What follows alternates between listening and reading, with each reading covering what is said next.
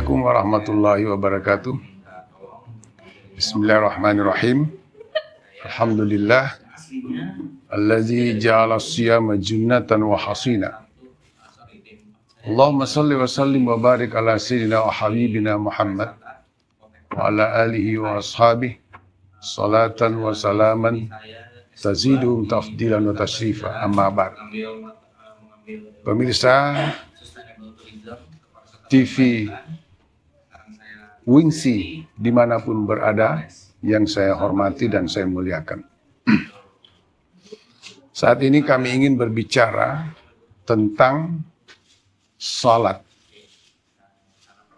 menciptakan kehidupan yang manusiawi dan harmonis. Banyak orang memahami bahwa salat itu adalah merupakan kewajiban rutin, hanya berhenti sebagai menggugurkan kewajiban.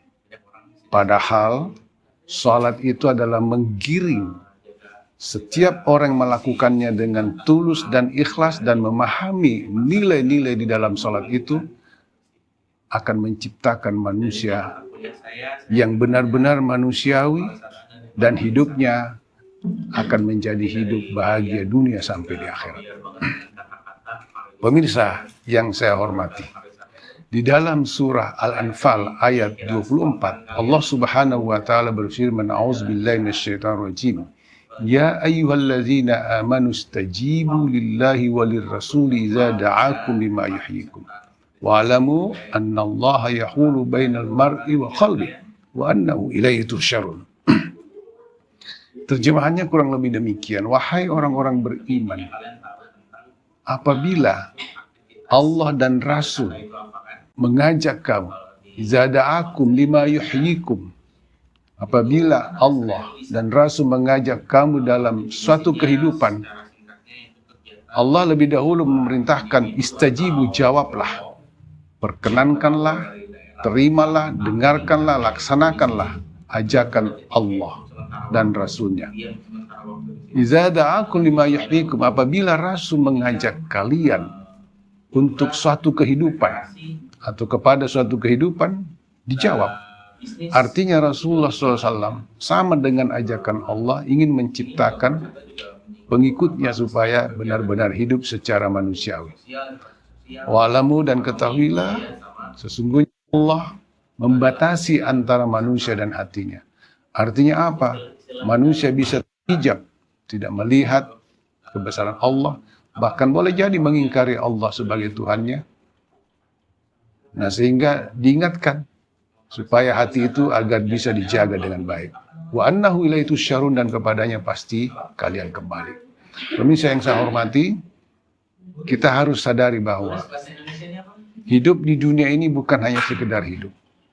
Hidup yang benar adalah hidup yang bermanfaat agar supaya nanti bisa merasakan kebahagiaan di akhirat. Bagaimana Islam supaya manusia itu bisa terbimbing hidup dengan yang sebenarnya? Perhatikan, ketika setiap bayi yang baru lahir, coba bayangkan, perintah Rasulullah SAW supaya setiap bayi yang dilahirkan diperdengarkan suara azan.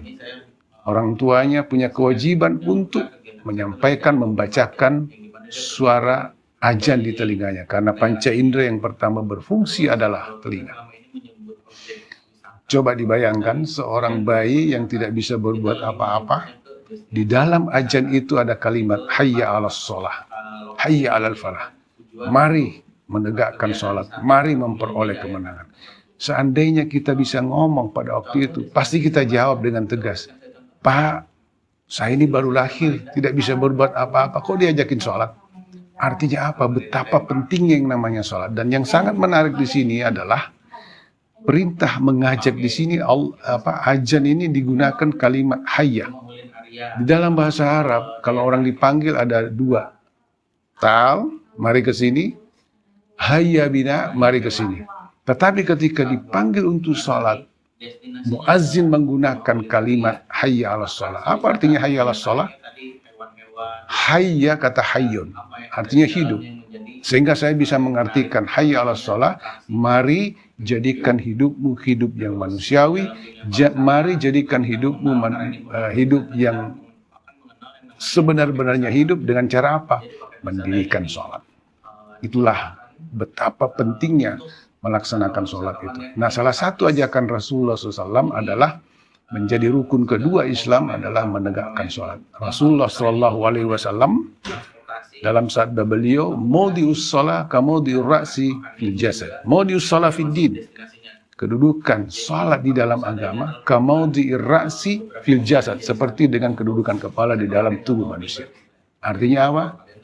Orang yang tidak sholat hilang kepalanya. Tentu bisa dikatakan hidupnya bukan hidup yang sebenarnya. Orang yang hilang kepalanya tentu tidak bisa hidup. Itu sebabnya ketika kita bangun pagi, kita ucapkan alhamdulillah allazi ahyana ba'da ma amatana wa ilaihi nusyur. Segala puji bagi Allah yang telah mematikan tadi malam dan sekarang masih hidup dan pasti kembali kepadanya. Coba, itu sebabnya sholat subuh 2 rakaat. Kenapa? Karena ada jasad dan roh belum dicabut, belum berpisah. Maka store 2 rakaat supaya benar-benar menjadi hamba Allah bersyukur. Ada sholat zuhur 4 rakaat, ada 2 kaki, ada 2 tangan, setor 4 rakaat. Ada di antara 2 kaki, 2 tangan, depan, belakang, kiri, kanan. Di dalamnya barang-barang sangat berharga, setor sholat asar 4 rakaat. Ada 2 telinga, ada 2 mata, setor 4 rakaat sholat isya. Tapi sebelumnya ada sholat maghrib 3 rakaat. Apa itu? Lubang masuk makan minum, dan 2 lubang di bawah, berarti 3 lubang itu juga setor 3 rakaat. Jadi sebenarnya Allah ingin menyampaikan wa fi anfusikum afala tubsirun, di dalam dirimu memperhatikan dengan baik. Mudah-mudahan dengan sholat 5 waktu yang kita lakukan, terutama di bulan suci Ramadan, bukan hanya sholat 5 waktu, tapi ada sholat tarawih dan sholat sunnah lainnya, agar supaya hidup kita bisa benar-benar hidup yang sesungguhnya harmoni, hubungan kepada Allah baik, dan hubungan kepada sama manusia juga sangat baik. Tidak ada manusia yang bertemu dengan kita, kecuali hanya berbagi manfaat. Kurang lebihnya mohon maaf. Billahi taufiq wassadah. Wassalamualaikum warahmatullahi wabarakatuh.